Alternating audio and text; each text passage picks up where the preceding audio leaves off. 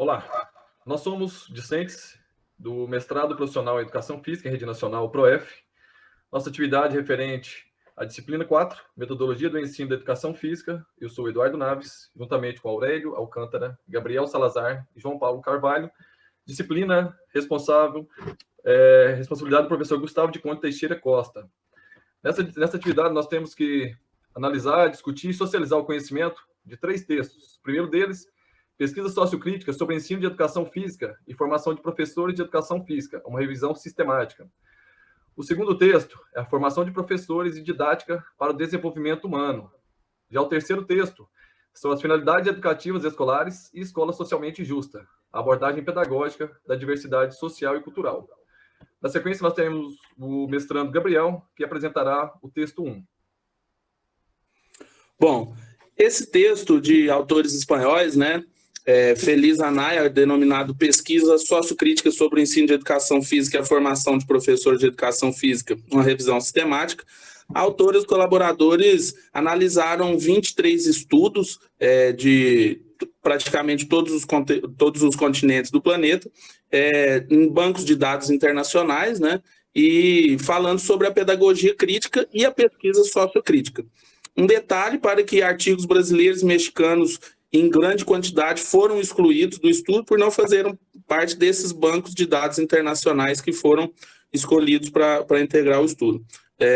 Os autores chegaram à conclusão de que as universidades dominam a produção nesse sentido e utilizaram esse paradigma de pesquisa, que é o sociocrítico, um dos grandes principais modelos de pesquisa, junto com o paradigma positivista, o hermenêutico histórico e o quântico, onde, devido à crença de que tudo é determinado pela sociedade em que é produzido, os pesquisadores críticos decidiram que não é possível conhecer a realidade objetivamente.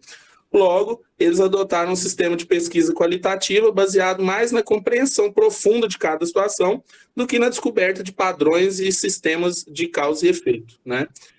Foram estudos que, como dito anteriormente, baseados nas pesquisas sociocríticas sobre o ensino de educação física e a formação dos professores dessa área.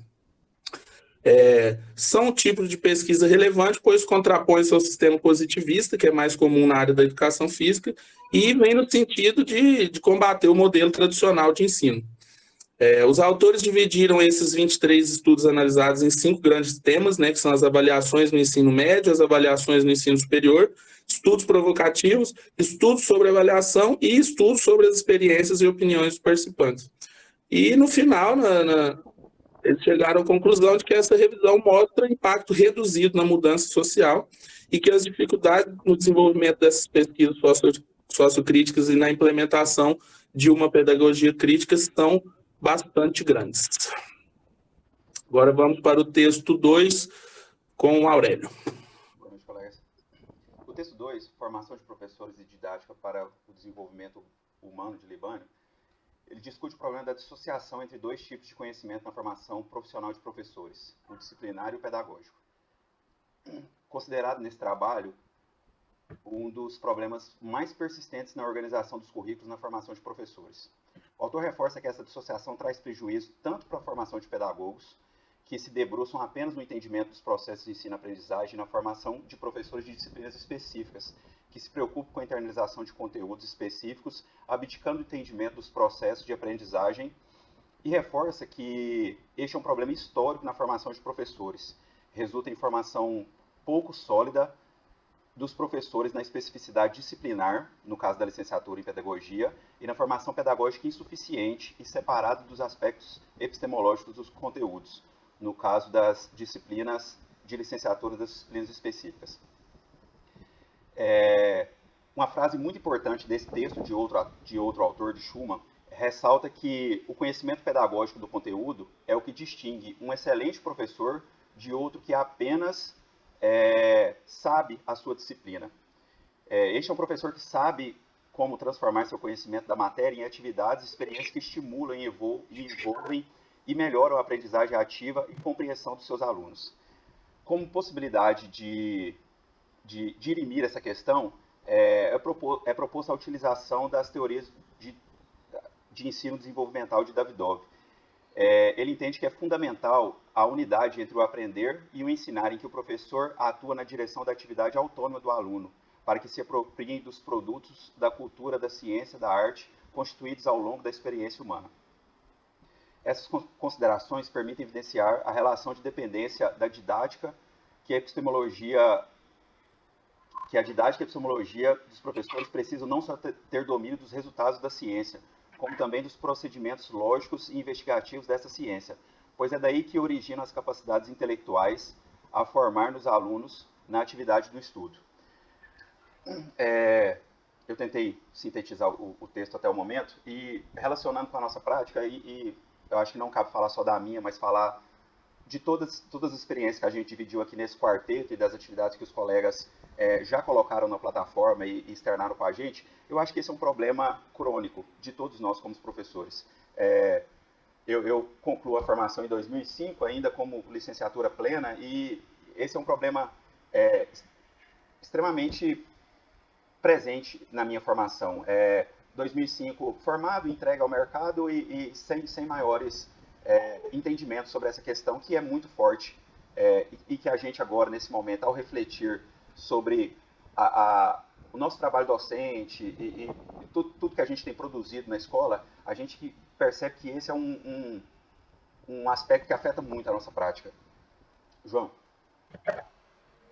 Se me permite só acrescentar um pequeno detalhe aí, Aurélio, o conceito também de transposição didática, né, que tem tudo a ver sobre essa discussão, desse casamento do conhecimento disciplinar e conhecimento pedagógico, que seria a transformação do conhecimento científico em conhecimento escolar, né, a transformação do objeto do saber a ser ensinado em um objeto de ensino. Então, fica a minha contribuição para o segundo texto também, desse conceito de transposição didática, que é bem importante para toda essa discussão.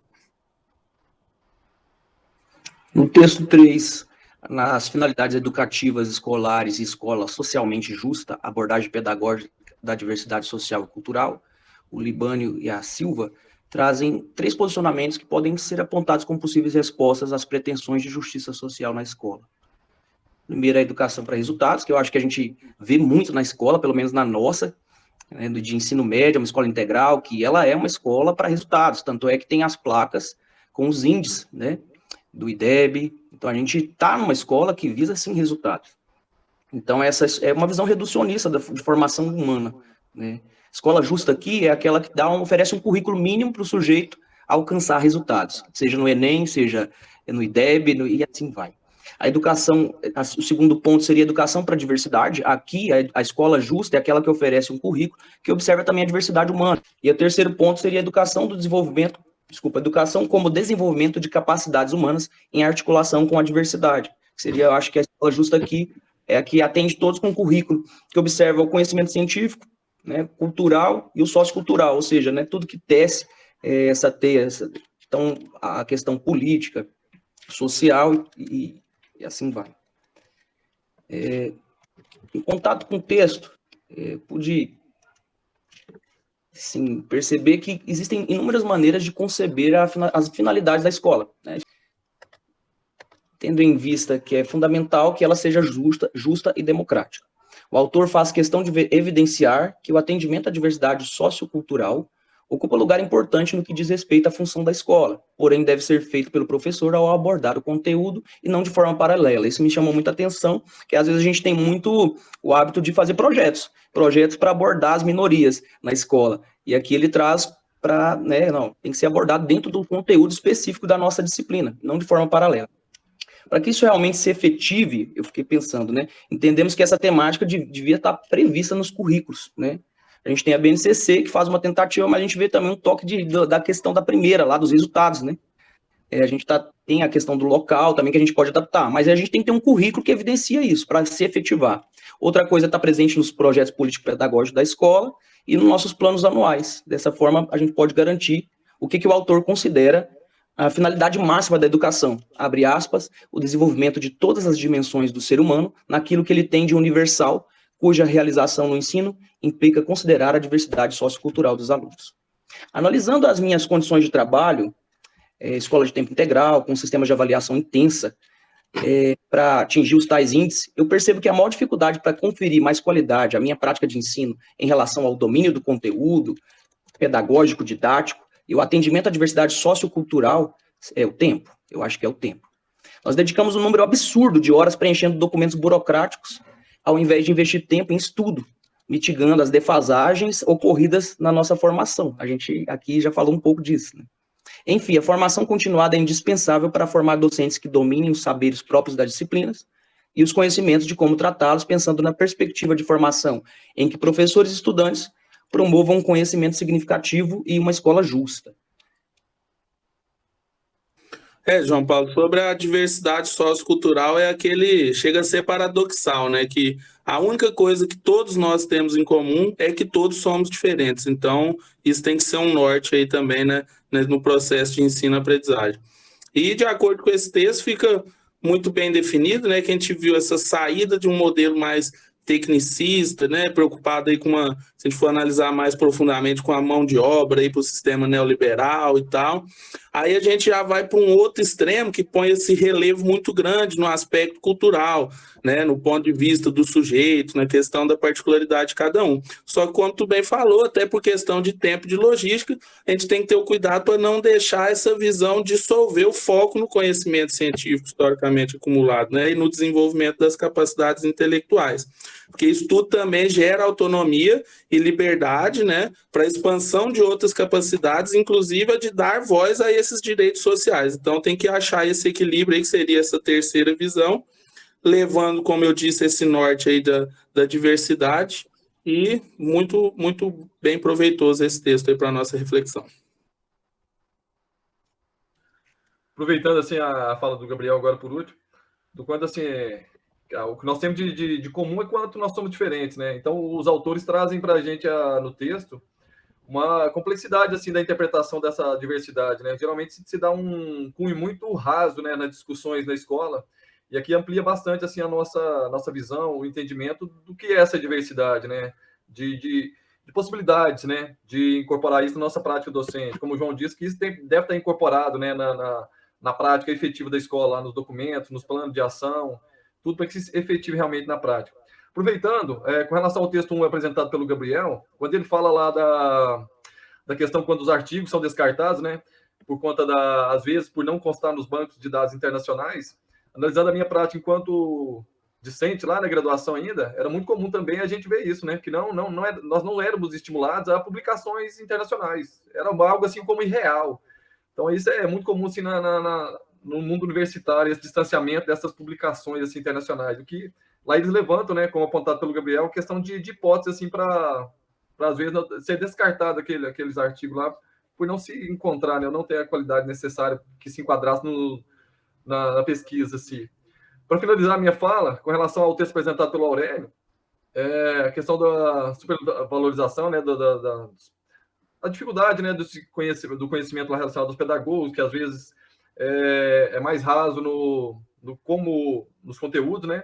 E na minha prática profissional, como o Aurélio disse, que é comum, né, em todos, a gente sai com muita dificuldade, né, do como fazer, né, na prática lá, como ministrar aquela aula. Então eu tinha na graduação aulas que às vezes parecia uma recreação. A gente estava lá fazendo aula, mas peraí, como que eu vou aplicar? Como que eu vou dar essa aula? Como que eu vou atender a diversidade de alunos na prática? Então, o texto traz essa reflexão que eu achei muito importante e me fez assim, lembrar da minha graduação quando eu me questionava. Peraí, aqui está muito legal a aula, está divertida a aula, mas e quando eu for atuar? O que eu vou fazer disso daqui? Então, lá atrás faltava esse trato ainda. Então, esse texto 2 faz a gente refletir um pouco sobre isso, né? Eu acho que Libano tem uma frase, desculpa, João. Libano tem uma frase interessante, porque no texto do João ele diz que a gente precisa incluir isso nos nossos planos para que isso se torne. E Libano tem uma frase interessante nesse texto que ele fala que enquanto isso não se tornar política de Estado, o trabalho vai ser um pouco. Não é essa a frase na íntegra, mas o entendimento é esse. O trabalho vai ser um pouco menos efetivo, porque estamos aqui refletindo, mas somos uma gota ainda nesse oceano, né? Somos privilegiados de estarmos aqui podendo fazer essas reflexões e tal, mas tem toda uma rede que ainda tem os mesmos problemas que tínhamos, mas que tem essa discussão negada pelas instituições, pelas secretarias estaduais e municipais. Então isso precisa se tornar uma política de Estado mesmo, para que essa compreensão chegue em todos os lugares.